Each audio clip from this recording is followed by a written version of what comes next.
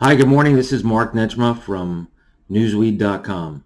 Uh, I didn't want to shy away from all of you. I want to talk to you about ENDPQ stock.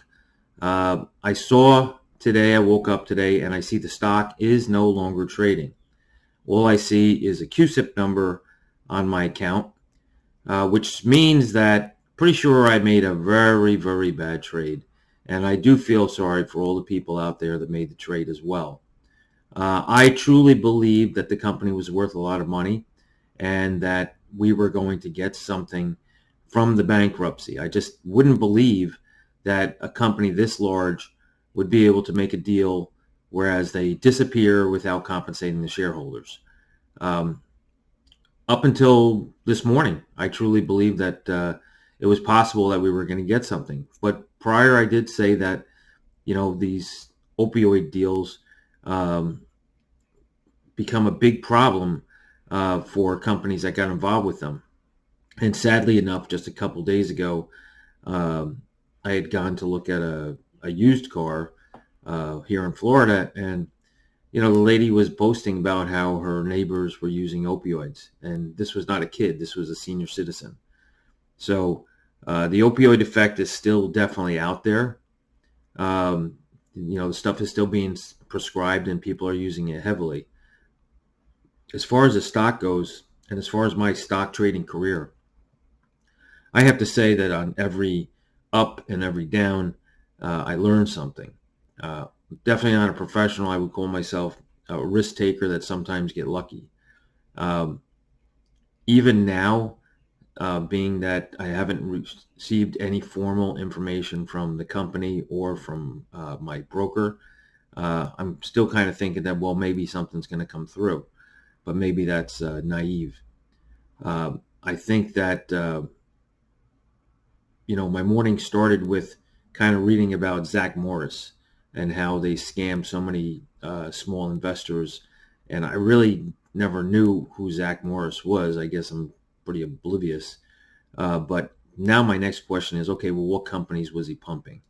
And these 8 men, supposedly, these 8 young men, using social media and creating a storm of interest over a stock makes you think that, wow, you really can't trust the stock market at all in terms of what's going up and what's going down. I still love this market. I mean, I was making some coffee and taking my meds uh, a little earlier, and I'm like, yeah, I lost a lot of money, but I'm not going to give up on the stock market. Um, this is a pretty amazing thing. I think you just have to be smart, if not smarter. And I don't really think anybody should give up on the stock market. Um, the purpose of the stock market, again, is to provide equity for companies so that they can move forward. Once they are finished raising capital, then it's a game of, is it going up or is it going down? Uh, when they have to issue more stocks and they dilute or, do reverse splits, it gets a little iffy and questionable. But uh, I've never experienced anything like it. Whereas you can make money, and certainly after you've made a lot of money and you've invested a lot of money, you can lose a lot of money. So no, I'm not. I'm not in favor of listening to people on the stock boards or listening to other YouTubers, but I am interested in researching the companies, going to shareholders meetings, and trying to figure out exactly what's going on.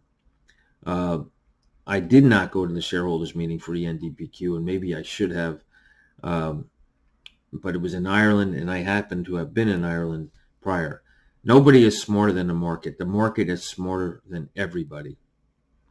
Whether or not the company are crooks or not, uh, I don't think the company are crooks. I think they did what they had to do for the company to survive, for them to be a good producer of pharmaceuticals. And I'm not going to sit here and bash them in any way. I will, however, bash the idiots on Stocktwits. Um, you know, a little reading on Zach Morris. They said, well, yeah, we're taking the money from these idiots. Well, Stocktwits is the same exact thing, and I do believe that Stocktwits is run by a group of very powerful manipulators that can do things legally uh, and get away with it. Not to say that I made any decision based on Stocktwits. I just have been very uh, outspoken about, people posting misinformation and people getting behind like this guy Teddy and believing in everything he says. And that's the most dangerous part. When you're watching a stock board and you start believing everything that people say, you are in trouble. Um, One other thing I could say too is when I bought this stock, it had jumped up about 30%, and I should have sold. And I thought about selling. It had jumped up to 95 cents or a dollar or whatever. And if I was a really seasoned trader, I would have sold at that point. My point is that I think that's what the stock market is about now. Is stocks will always jump and then they will come falling down because you have shorters and manipulators. It's a market of manipulation. So, continue on playing musical chairs out here. I think there is still money, but you got to be quick.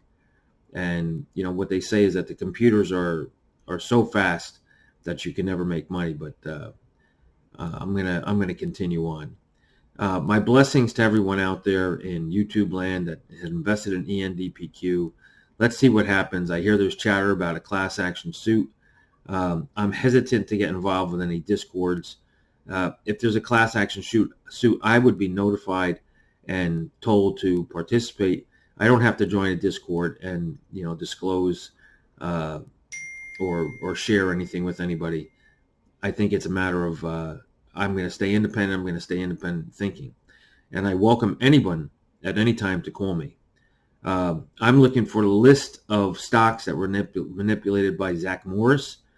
And I want you all to keep heads up and keep an eye out for that kind of crap that goes on and be careful. But I wish everyone wealth in the stock market.